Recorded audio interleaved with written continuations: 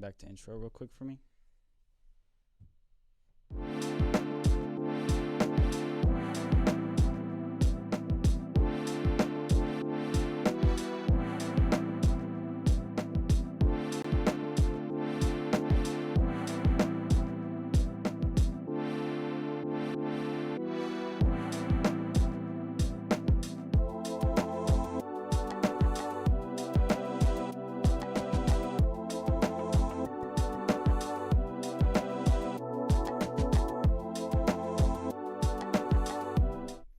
Okay, we're here, episode one, and we had some technical difficulties just a second ago. We thought we went live. We didn't really go live, so figured that out. Episode 1, Revelations live stream with me. My name is Kid Revel. Today I'm joined by my boy, Today I'm joined by my boy, Wally. What's up, what's up? How are you today, Wally? What you doing? I'm doing pretty good, bro. Like we were talking about, I had driver's school today. You're giving me shit for it. And it's like, it's really not my fault. I was in a scary car crash when I was 15, so... Were you driving? No, but I was in the passenger side, and I was like a week away from about to taking my permit test, and I was with my mom, and the motherfucker hit us, so it's not my fault. So you're traumatized. Yeah, but I'm late to the party, getting it started. Freeways on Thursday. All right, well, it's episode 1. On today's episode, I kind of just wanted to introduce the reason I'm doing this live stream. I wanted to introduce the purpose of it because, everybody can start something, can start a vlog, can start a live stream, can start a podcast, but unless you got a reason behind it, and unless you got a reason for actually starting it, people could just be talking shit for hours. So, I just kind of wanted to introduce you guys to the purpose of the live stream. And so for me, that's really, it's getting to interact with you guys and share a lot of what's going on for me personally in my life. But the real thing I want to do with this podcast is I want to share the artist's journey, whether that's an independent artist or whether you're signed or not. But that's musicians, that's filmmakers, that's visual artists. I just, that's the shit I'm truly passionate about, is creativity and being able to, profit off your creativity, be able to live how you want and be a creative. So that's the point of this. Oh shit. I mean, if you want to be successful in anything, you got to be consistent. A little closer. If you want to be successful in anything, you got to be consistent. Yeah. I mean, that's what we talk about all the time. Wally has been doing a weekly podcast. Yeah, bro. It feels good to finally start being productive again, because Rona and shit, oh man, kind of just slowed down the productivity for everybody. I feel like I'm not alone. And it just made you have to figure out a different way of hustling. Yeah, man. I mean, I 100% agree. And like starting with this podcast and shit, it's fucking difficult. Yeah, yeah. Especially when you don't have a camera or whatever, and it's only audio. And you're only editing, and you want it to sound amazing. Yeah, and I mean, it's all a grind, bro, because like I've said before, it's like the more hours you put into something, it's the 10,000 hour law, right? If it was anything else, that's what I mean. If it was anything else, I wouldn't be doing it. But I have a love for podcasting and for editing audio and shit. So it's like, I can't see myself spending the amount of time that I do on anything but that. And now that I'm doing it towards something that is like my own shit, it feels way more, I don't know. Yeah, rewarding, yeah, almost, instead of doing some other people's shit. Yeah. I don't know. Yeah, no, yeah. So basically, that's Joey's mic, by the way. You were trying to turn on mine? I bet. Yeah, man, like since Corona started, I've recorded. I didn't record an entire project. I recorded like the second half of and an entire project since Rona started. Proud as fuck of you. Like this shit is like, it's a curse and a blessing in a fuckload of ways. And it's really like, I wouldn't have done half the shit I'm doing now if it weren't for this Rona shit, because it really made me realize that you can't wait for shit to happen, because literally anything can fucking happen, bro. Like, true. Like in January, did you think there was any fucking possibility Rona, hearing about Rona in China, all that other shit. That coming here and literally fucking everything. I could go on for hours about how I think Rona is a conspiracy theory from China. Yeah, 100%. But I agree. if we're talking realistic, no, I don't think anybody could have seen it. Because somebody have said maybe a disease was going to come in, a new wave of disease, just like the flu, maybe. But I can't really see anybody predicting that Rona was going to happen. This was like the modern day Dust Bowl type of ordeal. Like, I don't know how to explain it. For every 100 years, there's a different type of ordeal that will go down in some way, shape, or fashion. For this generation, this is what went down. This was something for all generations that are alive right now. That was something brand new that all of us experienced for the first time together. Didn't matter what age you were. Yeah. You all experienced the same fucking shit. Everybody was out of job. Everybody was like struggling to like find the way to get their hustle out. Because if you're a hustler, Rona really didn't do shit. Again, you 100%. Just had to. It literally gave us the opportunity to capitalize on the situation. Develop your way of getting your hustle out. Yeah, no, because think about it this way, right? Before Rona started, it was like you had a million excuses not to do shit. Yeah, facts. A million. School, work, girlfriend, relationship, partying, everything. Yeah. All the excuses in the world. No, bro, it was just about parties. Yeah, parties was a big part of it, bro. It was like, just more like... Because you can't be social. When you can't be social, you're forced to sit in your fucking room and be like, what am I actually doing? Yeah. Like, I realized how much I fucking hate partying. It's a lot of self-development, I believe, that was forced upon a lot of people that weren't ready for it. And the people that were ready for it are prospering now and will prosper in the future. Yeah. I believe the people that aren't meant to prosper see this as, like... I don't know. Yeah, niggas literally see this as an excuse to be lazy, bro. Niggas literally see this as an excuse to be lazy. And that's, again, I feel like I'm not going to say I'm not one of them, because for the first couple months of Rona, that shit hit me rough. I was like, oh my God, I'm really stuck inside. Like, I'm not saying that I was somebody that was out every goddamn day, because I wasn't. I was more of a homebody, like, then, just like I am now. But when you're saying that, like, I'm forced to stay home now, yeah, it's a different situation. The urgency to want to go out is like through the fucking roof, and now I'm looking to do whatever I can to get the fuck out. Yeah. And so, I don't know. Rona either brought out the hustler in you or it brought out the lazy in you, and I'm glad it brought out the hustler in me personally. Yeah, agreed. I mean, all right, so. Just to get off the Rona topic so we don't go on too much of a tangent, 100% agree. But yeah, so it really gave me the opportunity to reflect on what I was doing with my time and what I was doing with my energy especially, and something that I've been planning. The reason I've been planning this stream for so long and it took me so long to make it, oh, fuck, bro, I gotta stop hitting that shit. And the reason that it took me so long to make it come to fruition was really because I didn't know what I wanted it to be. I wanted something weekly I could put out, something weekly I could give to my audience, to my supporters, to, you know, just like to interact with them, to let them know what's going on in my life, because I'm not a big fan of like, even though like I used to do it all the time, I'm not a huge fan of taking Instagram flicks every week in a new outfit and I mean, if again, like, saying if the shoe fits, wear it. If that's in your MO to do it, then do it.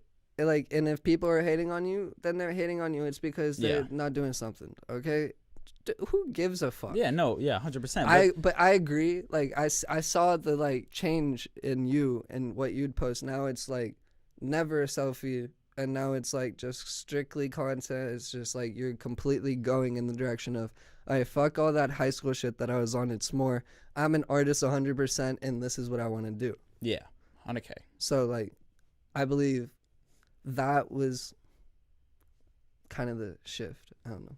Yeah, I mean, look, yeah, like, because a lot of the time, the people who seem like they're doing the most are doing the least, right? So it's like the people who, not always, obviously, but it's like you can feel as busy as you want, filling your day with tasks that don't accumulate to anything. Yeah. And so that can be whether it's, you know, productivity is only a feeling that productive people can genuinely feel. You can't fake productivity, like, yeah, because you won't, like, you can't, you I either don't get know things how done or to you don't. explain it. Productivity, you know when you're productive versus not, because whatever you were fucking off doing beforehand feels 1,000 times more better, and you feel like, oh damn, I deserve this now, instead of, oh shit, I'm gonna fuck off 24/7. I'm not gonna do any work. Yeah. I'm gonna say I'm not gonna do any of the shit that I was doing maybe before Roan. Like, I don't know how to explain it. You just got to keep your passions in front of you and keep working at them. 100%. Yeah. So, you know, over the next however long I'm gonna be doing this live stream, because I'm gonna do it weekly. It's gonna be every Monday at 6 p.m. and I'm going to be doing a lot of different shit. You know, I'm going to be having conversations with my favorite creatives that I know personally that I can get on the show, people I've collaborated with, people that have, you know, I've either made songs with, I've made videos with, have made cover art for me. Anybody I've worked with, the people that, the creatives that I am the most inspired by on a day-to-day basis, I'm going to be having them all on the show. I'm going to be breaking down songs and videos that I've done, not literally just like, this is why I made this song, yada, yada, yada, but I'm going to be trying to give you guys an insight, you know, into my creative process, into the shit that I fucking love to do the most, which is create music and create art and just fucking express myself through whatever weird shit, whatever hard shit, whatever I fucking feel like at the time. And so that's a big part of the show too. Another big part is I've been getting really, really deep into the whole artist marketing thing and figuring out how to market my music, because that's such a fundamental part of being an artist today. Because nowadays, if you're not signed to a label, you're basically you're just in the middle of the ocean, bro, without a raft. Like, because labels, when you get to a label, they're basically, you're signing up to, not exactly, but you're signing up to be a superhero. They're giving you the role of the hero or villain that they want you to play. When you get, like, there's very little say unless you're a little bit self-made off the bat. Well, you got to have leverage. That's the biggest part about signing, is if you don't have leverage, you're practically fucked. If you sign to a 360 deal, you're practically fucked. I don't even want to talk about 360. Yeah, no, like, that shit pisses me off more than anything. Poor Yachty. However, like, half the artists that sign to a deal and be like, yo, I fucking hate my life. Like, I can't believe they got me in the slave deal. I can't believe they fucking are taking all my money.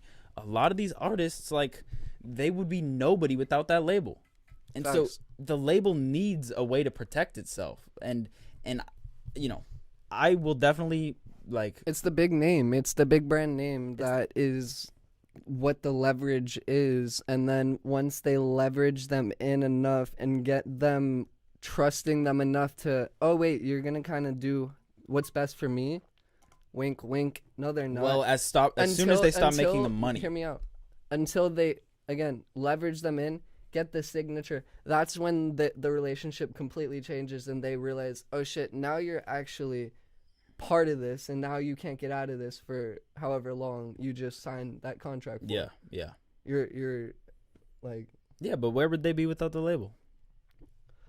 Half these artists can't promote themselves. Half these artists don't even have a vision for what they want to be. It's because they don't have the drive and the motivation to do it on their own. That's what I mean. That's exactly what I mean, though. You gotta be patient and not sell out. The point I was getting to is that I've been obsessed with marketing, not artist marketing, but I've been obsessed with learning literal marketing, like e-commerce marketing, fucking just general marketing. Huh? Oh, bet.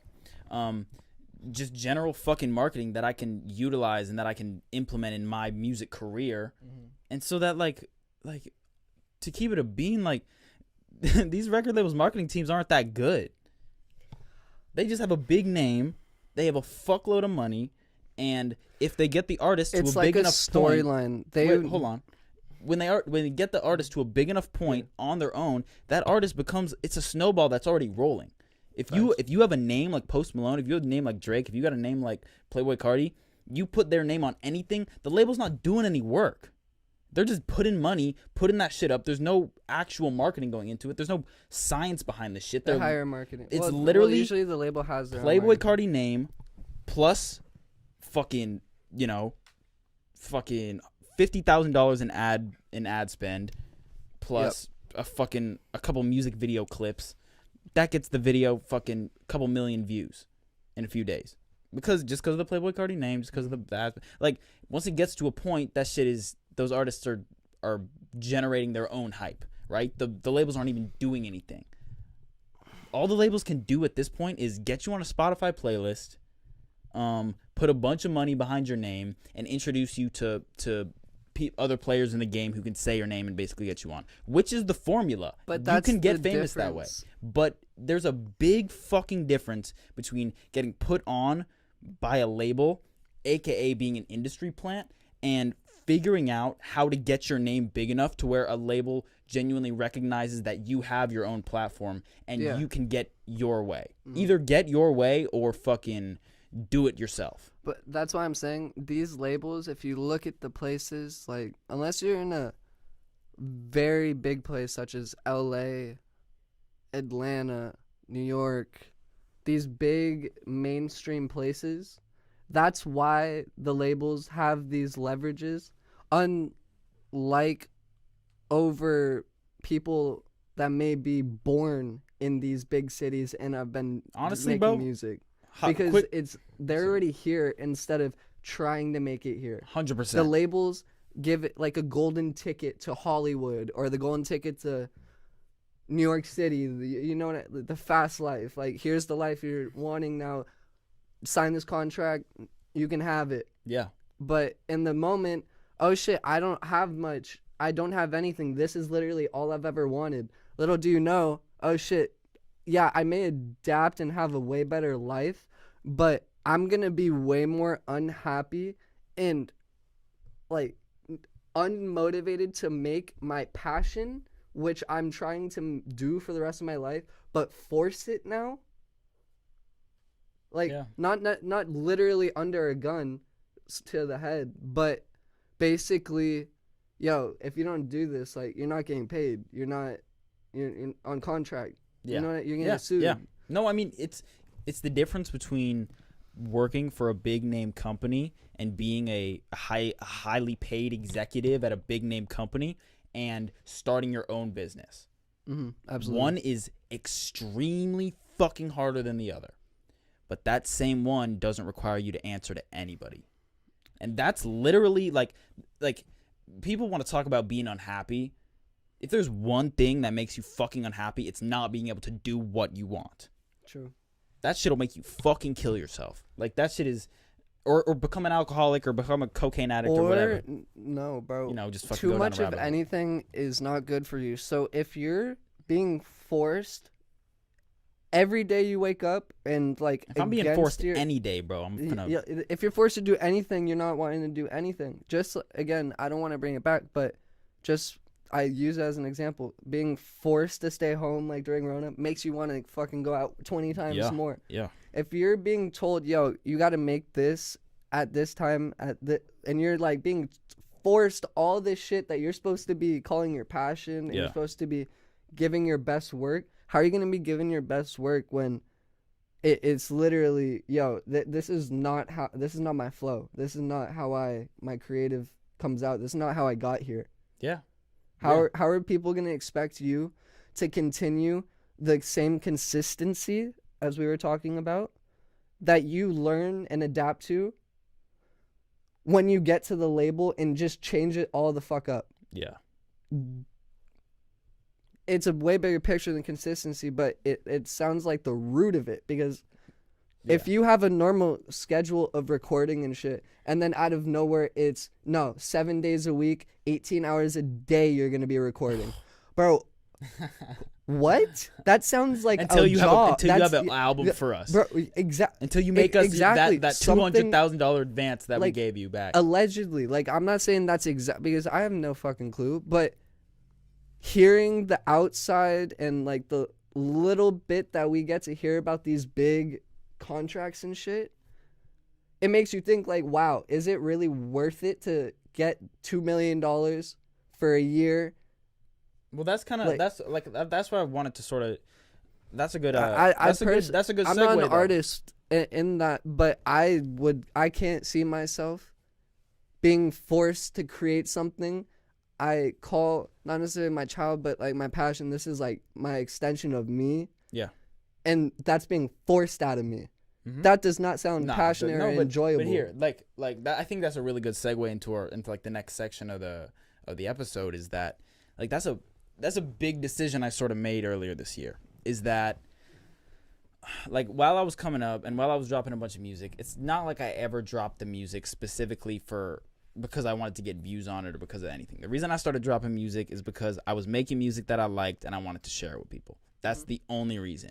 And so throughout my career so far over like the past 3.5 years now, it's like I've gone from a position where it's like, you know what, I could sign to a label, I could deal with that for a year, I could yada yada yada. And I came to a point where I realized that like you watch so many artists get fucked nowadays. Like you hear so many stories about artists getting fucked and just like you see how short artists' careers are nowadays, right? What, Like it's such like a. It feels maybe it was what always artists this way, are right? you talking about? I'm talking about people like Lil Pump, Smoke Perp. I'm talking about these artists who came up in 2016 in the fucking prime SoundCloud Well, if you era really and wanna- fell off over like the last 4 years. Like are just gone. And like not gone yet, but they will be fucking gone and broke as shit, most of them, in fucking 2 years. Like that looking at that shit literally made me. One word: consistency. Compare him to Lil Baby. Lil Baby's dropping a featured song for free or for money, literally every other day. Yeah. Every other day. Yeah. So I don't really know. Oh, Dogs. dogs.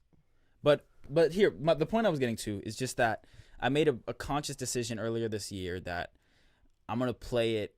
I'm going to go as hard as I can and try and create a platform around myself that is unfucking deniable. When either a label approaches me or a manager approaches me or somebody approaches me, I want something to be like, look at this. Yeah. It's like, you can't tell me what to do because I fucking did this shit myself. You're the artist. You should Or whatever. So it's like a part of that is this live stream. A part of that is, I'm not gonna announce it yet, but I've got some really cool shit on the way. Of like very exclusive behind the scenes stuff, where I'm literally recording vlogs for you guys and putting you guys in the fucking room while we're recording the stuff and while we're doing all this shit. And it's like I want to create a platform where my fans and my supporters can literally come to me and like just fucking like, because when you find an artist that you like, you really like an artist's music, Yeah. you don't think, oh yeah, I like this artist's music, I'm gonna download all their stuff whenever, but I don't give a fuck about them as a person. You never do that. If you hear music that you really like, you want to learn about that artist. Yeah. And so I want to create a platform where literally I give my supporters the key. Like, walk in. Like, come the fuck in, bro. Like I really want to show them what it takes to do what I do. And so people who are thinking about wanting to do it or maybe just have had like little ideas of doing it before, like they really can look at what I'm doing and decide A, whether or not they really want to do it, and B, if they're just fans of my music and they don't really even want to do that, they can just literally really take a look into their favorite songs and take a look into what it takes to create all this shit that we're doing. I mean, it's not even about that. It's kind of more like you kind of get to be with you, and it's not necessarily physically with you, but I know supporters and like for me, my favorite rapper is Lil Baby. Yeah. I know that I wish Lil Baby was posting some videos of him in the studio or doing more lives in the studio regularly. Even though he's big and mainstream and stuff, we still wish that we saw that type of shit. Yeah, but that's what I mean also, is people who are fans of my music I want to be able to give them access to me. Whether that's my exact point. There's no one that's really doing that. There's a few before, like there's YouTube rappers that start as vloggers, do shit, and then will make music. But you're an artist, a musician that is trying to learn the YouTube game and trying to master it to the I'm best. trying to be a that you can. multimedia And artist. completely understand and feel you. I completely think that you can do it. It's just a matter of, as we've said, consistency. Yeah. But matter of knowing the right criticism to take and the right criticism to kind of say, okay, yeah, and then forget and never hear that shit again.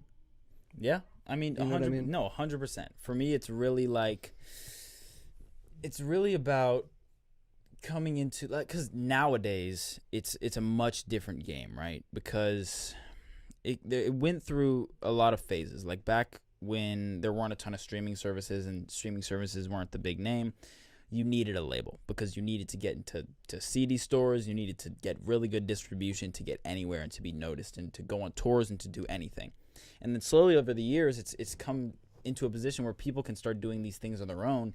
And for a short span of time, that shit really fucking happened. And that was like 2016, like the boom of like the SoundCloud, the internet rapper, the internet artist. Mm-hmm. And as the as the streaming services, thank you.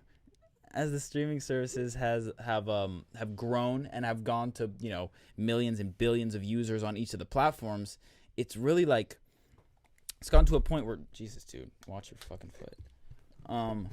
It's gotten to a point where labels have literally started to monopolize these fucking streaming services. Like if you're not on a label, you don't get on these fucking on Rap Caviar. You don't get on these fucking playlists unless you're signed. Like, it's become another gateway sort of that they're making. Hear me out. There's two ways. There's money or having the connection. And either you get to the label and they have the connection, or you get to the label, they have the money, or you completely avoid the label and you just figure out how to funnel enough money to be able to support it yourself. That's my plan. Exactly. My plan is just to do this shit. There's three ways to all do myself, bro. Like, yeah. Independent. I'm gonna do it independent as long as I can. If I'm gonna do anything, I'll do a distribution deal. But the things that I refuse to fucking to give up, the things that I can't fold on is motherfucking my masters, bro, my merch, any of the copyrights for my name or anything surrounding my like I can fuck with you if you just want to. It really depends, right? If I was to start a label and I was to partner, what does it say? Anyway, if I were to partner with a label and I created my own label and it sort of created something like a, like an OVO type deal, yeah, down. But, okay. You want to flip over just to make sure everything's good. Yeah, we're cool. Yeah. So you trying to get onto the next part of the stream? Ask some. Oh yeah, bro. So I know basically next week we're gonna be doing Kid Revel versus the people, and yes, sir. It's gonna be all the questions of all the supporters, straight all the fans Q&A, and stuff. Baby. But I have a few that I wrote down because we're homies and shit, and like, yeah, I know pretty much everything about your music, but we've never really had like some talk where I ask you genuinely about it and how it began. Yeah. So I'm gonna start with, what made you choose the name Kid Revel? Good question. Okay, yeah. And what? It's Kid Revel. Yeah, it's Kid Revel, by the way. I'm literally the okay. I'll turn down his mic slightly. I'm literally the only person out of our friend group that still to this day gets it wrong. Yeah, I mean that's not your fault though. That's just like saying a word. Like if I was to say like my words. Like how British people say aluminium type shit. Like if that's just what you say, that's just what you say. Aluminum? Yeah, like they say aluminium. I've never heard that in my life. Yeah, no, that's what British people say. Yeah. British people. Y'all are fucking. I'm just kidding. Nah, bro. I haven't experienced British people to like know or not. No, that shit, no, bro. Like, it's like, that's what I'm saying, though. It's the same language, but it's just a different way of saying something. But I mean, that's just how you say it. It's going to piss me off until you stop doing it, but it's all good. Anyways, what was the question? How'd it come about? How'd it come about? Because I know what you were going. Yeah. by, So I'll break before? it down. I'll break it down for you. So basically, I was making music at the very beginning when I first started making music. I didn't have a name, right? On SoundCloud, I was just Asher. I think I was Asher E flat. Because if you didn't know, my middle name is E flat. I don't think I knew you by then. Yes, like the chord E flat. I know my dad's a fucking weirdo. I'm just kidding.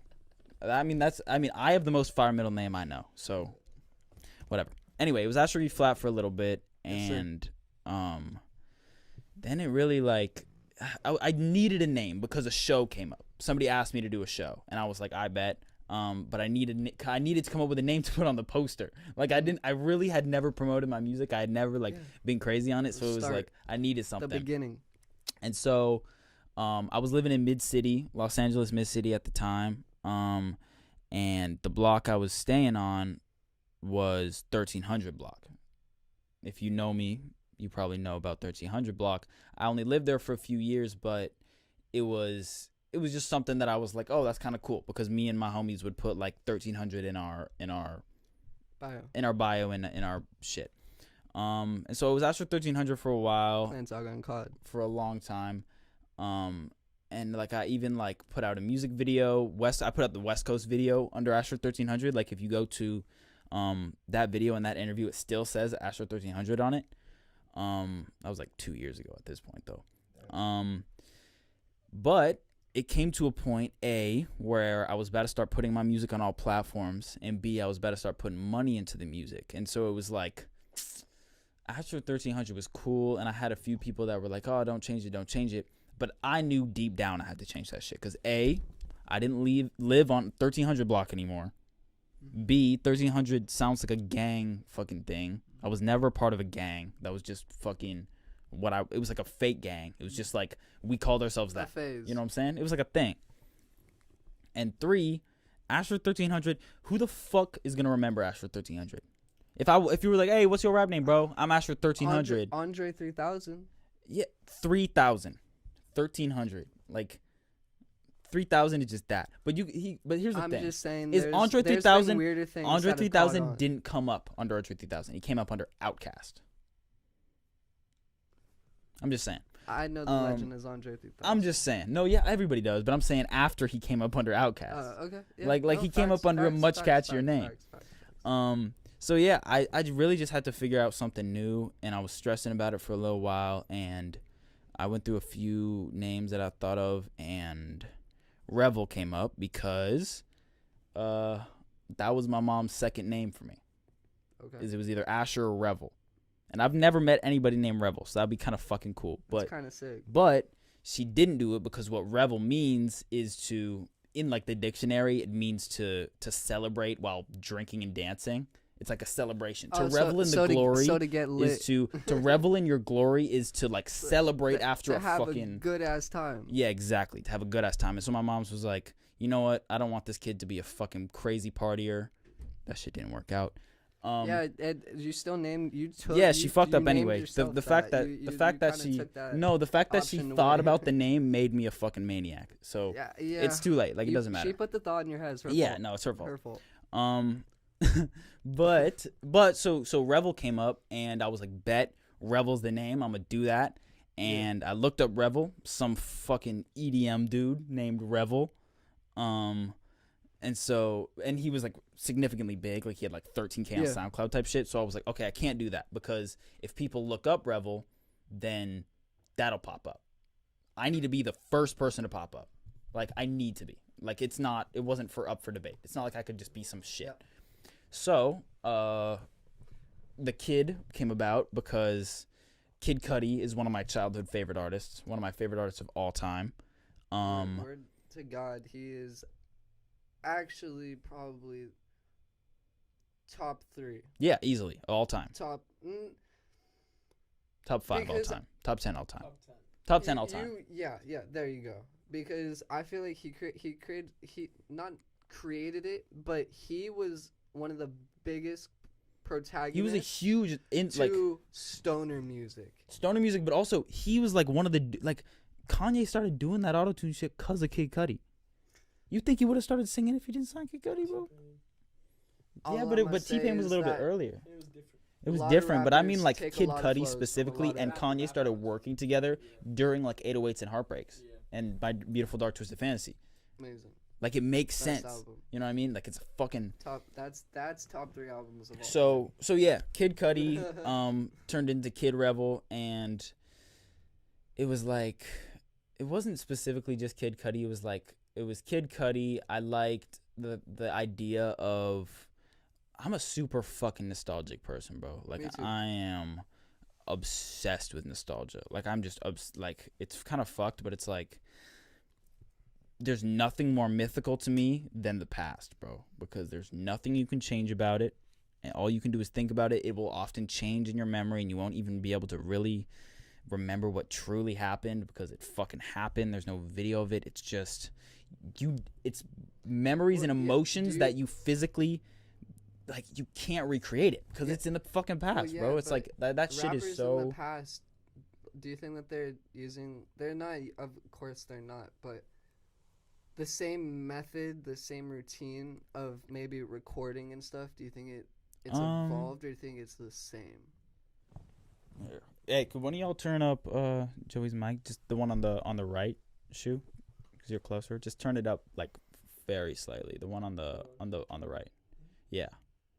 Turn it up very slightly. Talk, Joey, for me. Yo. A little bit more. Hello? All right, cool. Better. But yeah, There we so go.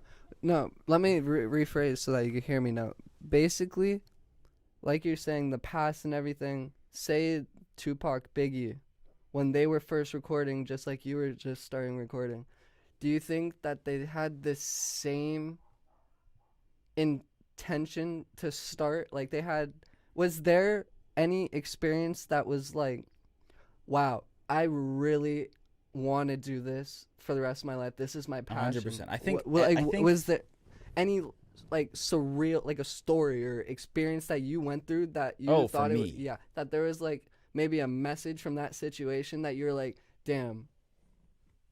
Well, check this out. So, I have a few like bites about that, and so that's Is that the first one. The first one is it always this. fascinates me what makes a rapper or artist. No, check it out.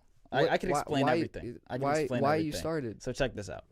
So, it's been a very gradual process for me because I've been drumming since I was a fucking jit. Like, that's lit as like fuck. Small as fuck, like 3 years old, like small. And I was just drumming with my pops, and my pops was in a band for like 10 years, or in bands for like 10 years, and so he's just like a true musician at heart, even though he never Runs in the became family. he never became a professional or anything, but He had a passion. yeah, he had a serious passion. Like that's what I'm sure if he had a choice, that's what he would have done. Even more so, like an obsession. Almost. Exactly. And so he had a lot of shit around when I was young, and so I've always been musical. In the 5th grade, when I was like 12 or 13, probably 12 or 11 actually, it was like 2013, 2012. I got my first. I got a DJ fucking thing, one of those digital DJ decks. Oh shit! Like one of the really? cheap ones, like the $200 little ones. How old were like, you? I was like 11 or 12. Damn. And so like that shit became my fucking obsession. Like I was like, bet. So I like put on like a fucking party, and I DJ'd at it at my elementary school. Shit, and I had to run all the music by the teachers. So like they knew I wasn't about to play no wild shit. Yeah. But yeah, like that shit, like, cause even though I don't want to be a DJ, obviously, like, just fucking music is something to me that, like, from a young age, like 11, 12, when I got that, like, first DJ thing, I knew that's what I was doing. Not for my entire life. I went through phases where I thought I would do different things, right? But here, let me finish. Okay. But throughout my life after that, I got into production because I wanted to make my own beats. Through production, I made a beat that I really liked. I made my first song ever when I was like 15 or 14 with Trip in my closet. We put a sock over this mic, and we fucking recorded an entire song. Shit is fucking stupid. But man. But it made you happy. Dude, it made me so happy. Like, it was crazy. And it was just like horrible song, but like A feeling that you had never felt before, Like doing me something and this that you nigga, hadn't like done it was before. just me and this nigga sitting in my closet, being like, "Hey, bro, what should we say next?" Yeah. Like, oh my god, like Yeah. what weird ass shit can we Mhm. say, bro? And it was just like the feeling of creating. I mean, you know, I've created plenty of things in my life, whether it's, you know, drawings or movies or whatever it is. Nothing felt like that, bro. Like nothing. And so after that, the next step was I kept creating music, but none of it was that good. I never liked any of it, like, because it just wasn't good. But I kept doing it because I fucking loved that shit. And so it was like from starting with the little DJ shit when I was a kid. That shit, I mean, it wasn't necessarily that. It was probably even before that when I was drumming. It was just like something unlocked in my brain when I was very small that allowed me to access like the musicality of my like allowed me to love music just naturally, and just like it was just naturally embedded in me. And so from the point where, you know, I started drumming when I was little till I got my DJ set, till I started producing, till I made my first song in my closet, till I was recording some shit, till I made the first song that I genuinely enjoyed and I thought was good. It's like all of those different steps and landmarks in my life brought me it just made me more and more and more and more passionate about this shit. You get what I'm saying? So it's like, it's hard to pinpoint a specific thing, and this is my story. This isn't everybody's story. Not everybody has the same shit. But for me, it was gradual things. And I think for everybody, it starts with a love of music. It starts with the love of listening to music as a kid. It's about starting with parents who are genuinely lovers of music and want to play it for you and want to teach you about it and talk to you about it. What about the people that go through like? Shit is so far, dog. What about the people that go Jesus. through like heartbreak and shit? What about those people that become musicians or artists after a heartbreak or something? Because, like you're saying, this being a musician and stuff, you could say it's genetic. You could say it's not, or whatever. Well, check it out. So the idea of it was genetic to you. So Yeah. Well, check this out. So I think like is a lot of wild artists take. start from that. Is a wild take. Jesus Christ, dog. What are you doing? All good over there? All good? All good? In my honest opinion, I think anybody on this fucking planet, unless maybe you're tone deaf or something, can be an artist. Whether you're a visual artist, whether you're a musician, whether you're anything. What the fuck are you guys doing, bro? Their puff is out. Oh. I believe anybody could be an artist. Yeah. I believe anybody could be a musician, because all it takes is either learning the technical aspect or just practice. Yeah. But it takes a really long time to become a good musician, especially a good enough one to have a following, to have a following, people or to want be to good enough actually to- believe in you, that and you can yeah. develop into something great. It takes a while, or it takes fucking pure talent that's already there. You can't become great if you don't have people believing in you. 100%. But that can be you, bro. Like, you can believe in yourself. Oh, completely. But with realistic times, there's only so much self belief that you can express before it becomes arrogance and you're okay, well, maybe I should change something up. Maybe this isn't working. Yeah.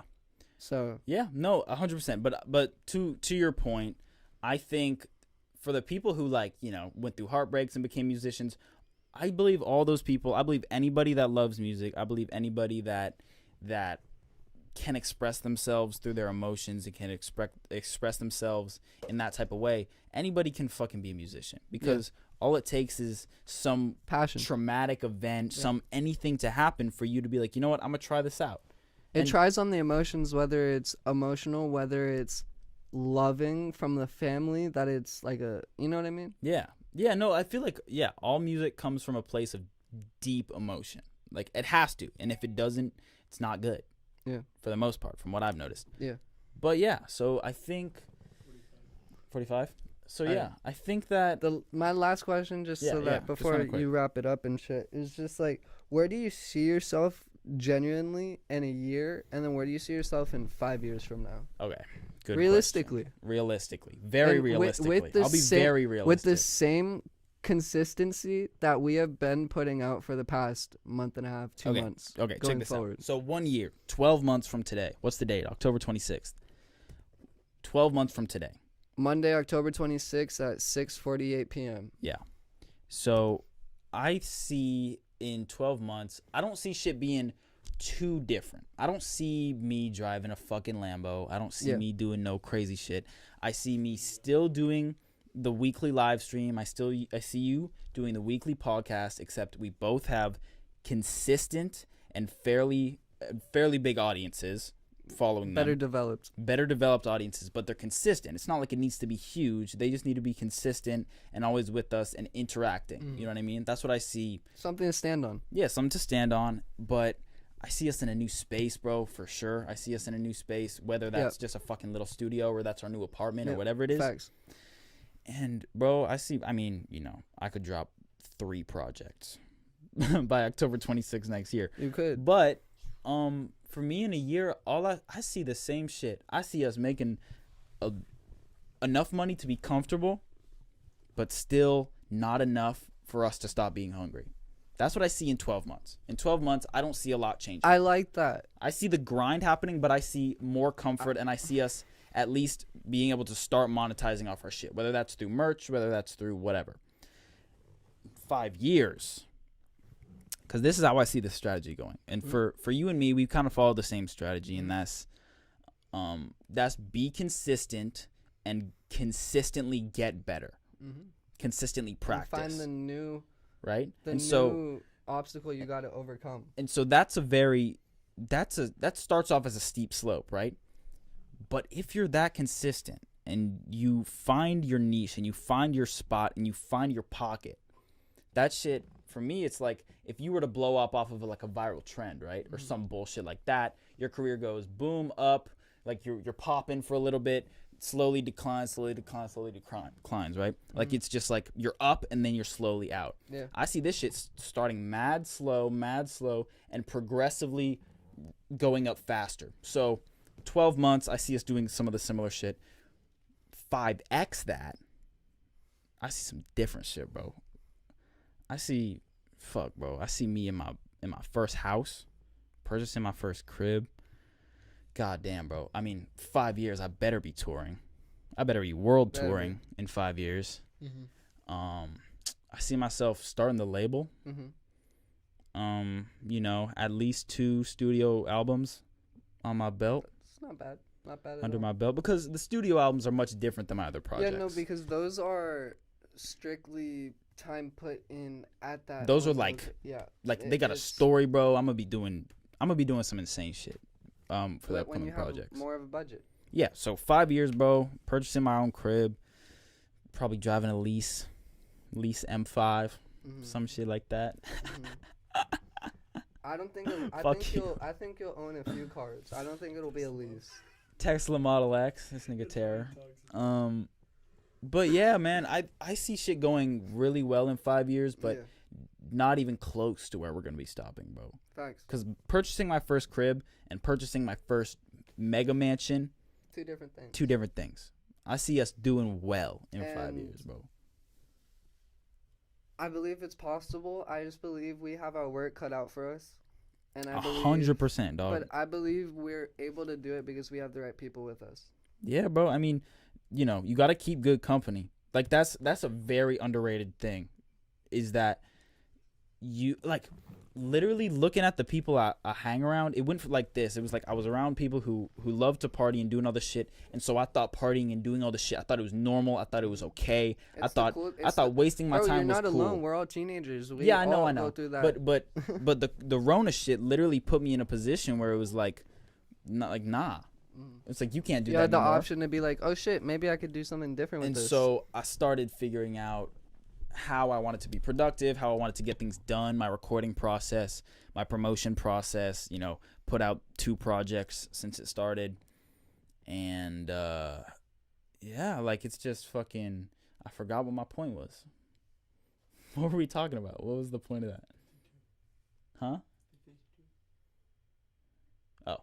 What was the point of that? Do you remember what the point of that was? No, you were literally just rambling about. I was just rambling about something. Anyway, all good. So it was like a period of nothing. And so after like the corona shit is done, like I'm not. Oh yeah, the opportunity. Yeah, I'm not like looking forward to going back. I'm looking forward to go back to parties, specific ones. But I'm not gonna go to parties every weekend, bro. Like, it's just not happening. Yeah. You know what I mean? But like, I get a text from Young Jay. I'm watching fucking movie. She was off the show. I spent what the fuck with it. This nigga's funny. But yeah, it's like it comes to a point where you can make a decision with what you want to prioritize with your time. Do you want to prioritize partying and getting fucked up? Do you want to prioritize your family? Do you want to prioritize your family? Because prioritize your family and yourself. The things that our age group is doing now and have been for the past 2-3 years is shit that we should just now be experiencing now. Yeah.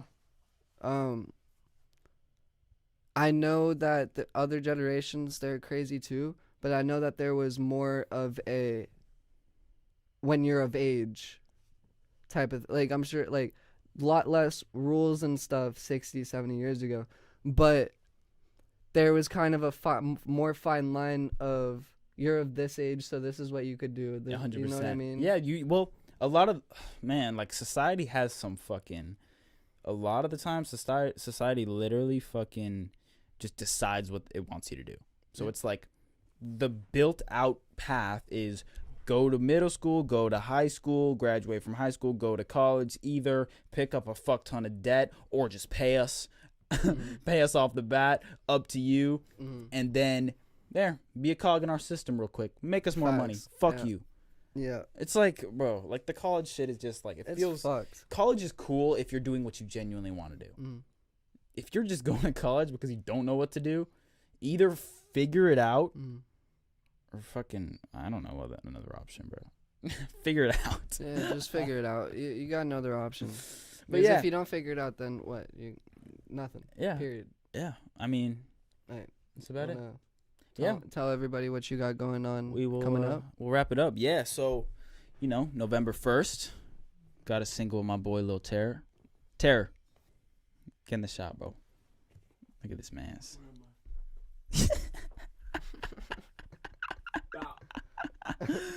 I got a single off the upcoming project with Terror dropping on November 1st. That is this upcoming Sunday. Fire. Every Monday at 6 p.m. I'll be doing this show. Fire. Whether it's with every Monday at 6. Whether it's with one of my upcoming guests. I got so many guests lined up. I cannot wait for y'all to see. Next week, we're doing the Q&A. I know a lot of y'all ask questions. They're all gathered up. Don't worry about it. We're going to be answering literally 90% of them next Monday. Besides, fucking ones that are sort of repeat questions. But we'll be going over the entire thing. So thank you guys for watching. This shit has been so much fun. And thank you, everybody, for tuning in every Monday, 6 p.m. Yeah. Love you guys. Peace.